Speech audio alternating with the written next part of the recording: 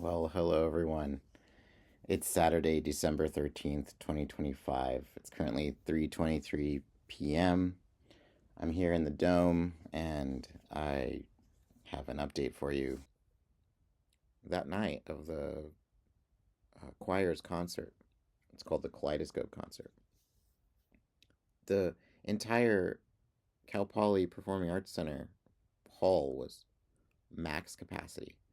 We literally had 1,000 people in attendance. 1,000 people. So when it came time for me to accompany, I was in the wing waiting to walk on stage. The portative organist, Paul, was with me. And the director was sort of fiddling around with his microphone and I think communicating to the audience, but it wasn't clear if we should just walk on stage or what.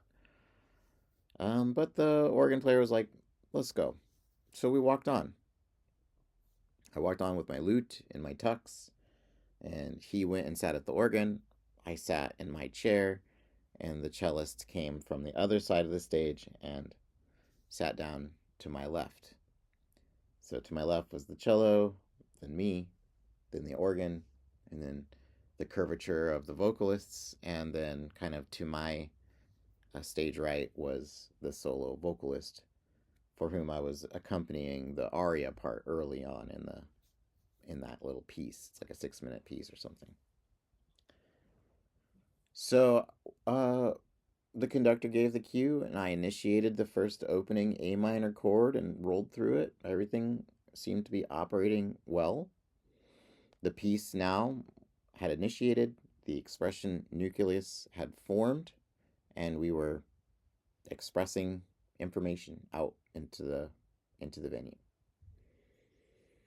Somewhere around 6 measures into the piece, like 6 bars. It's moving really slow, right? It's in 4/4, but the tempo is like at 40 something. It's really slow. I experienced some disorientation or something, and I kind of got lost. And I couldn't find my way back by listening or looking at the score and referencing what I was experiencing to what was written on the source material. So I kind of just started lowering my volume, and then I stopped playing. I stopped playing because I didn't want to ruin the performance by having random lute noises that weren't aligned to what the repertoire was supposed to be. So I just stopped. Now, luckily, the cellist and the vocalist kept going. Maybe I increased some tension on them, but I did not disrupt them. It took about 15 bars before my mental fog cleared enough to hear a cadence that I recognized, and then I was able to enter and get back to playing while the chorus entered. So basically, I failed about halfway through the aria and then got back in as the chorus entered. Then, somewhere along, probably 20 bars after that, there's a repeat in the music, so there's quite a bit of material.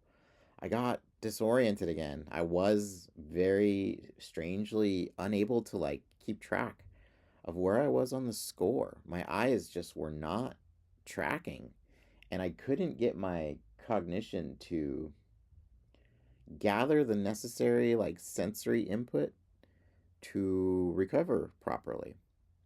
So I ended up stopping again. Now, of course, I'm buried by the organ and the cello and 25 voices and everything. So, in that way, I saved the performance from myself. Luckily, I was able to sort of latch on towards the end, recognizing the final cadence of the piece and realizing, well, I better play a little bit here at the end and try and, finish as strong as possible. So I did. And I landed the last sort of G major chord, and I was playing very soft and timidly at that point, but I was still making sound and I still participated and finished. And then walked off stage and basically had a nervous breakdown for 36 hours. So what happened? Well, I had all the agency here. I made the mistake. It originated within me. So anomaly occurred and it was a mistake and I had to crash and burn. It was a catastrophic failure. Catastrophic in the perception that the director had of me as an incompetent musician who was not dependable to hire, and also the department chair of the music department was in the orchestra pit just maybe 20 feet away. And after that was over and I was in the green room trying to decompress, she walked by and says, "Hey, weren't you playing continuo? It's supposed to be continuous." But she kind of like laughed and kept walking. Oh my God. I know the continuo is supposed to be continuous. I failed catastrophically, made a huge mistake, and I had to stop to save the entire performance from complete collapse. It was catastrophic for me, but the piece itself, while strained, perhaps absorbed my anomaly well. And the way I know that is because after my nervous breakdown over 36 hours or whatever it was, 48 hours, I sent an email to the director apologizing, and he said, "Hey, don't worry about it. I got feedback from the audience that that piece was extraordinary, and the solo vocalist received many positive accolades, and all is well." And he said, "I only perceived that you kind of just got lost on the score and then stopped playing," which is exactly what happened.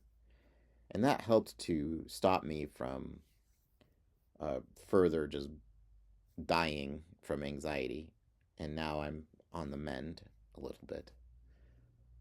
But still, I feel like my reputation as a performer was damaged permanently in front of 1,000 people, in front of all the students, in front of the director, and in front of the department chair. Truly a life altering anomaly that will have incredibly massive implications for my future. So that's what happened. And now I'm in the thick of just writing my dissertation about live performance anomaly. And I have this very deep, visceral, rich, and documented example of what happens when anomaly is catastrophic to the performer, but not to the audience. Okay, it's going to be a really important distinction because what I'm realizing in my work is that live performance and the meaning that's co-created there it demands that there's a performer and audience who are coupled together generating that meaning. And so the performer's perspective and the audience's perspective of meaning are different because they're seen from two unique vantage points of the same expression nucleus, of the same moment in time that the performance is taking place. This is why audience has a different set of information about the performance than the performer do, and that our interpretations of what anomaly is and its impact on meaning are different. And so what I'm finding in my research is that I have to collect the audience's interpretation and the performer's interpretation and realize them and then compare them. And the difference between the two is a signature of anomaly, and it helps us understand the impact made on co-created meaning.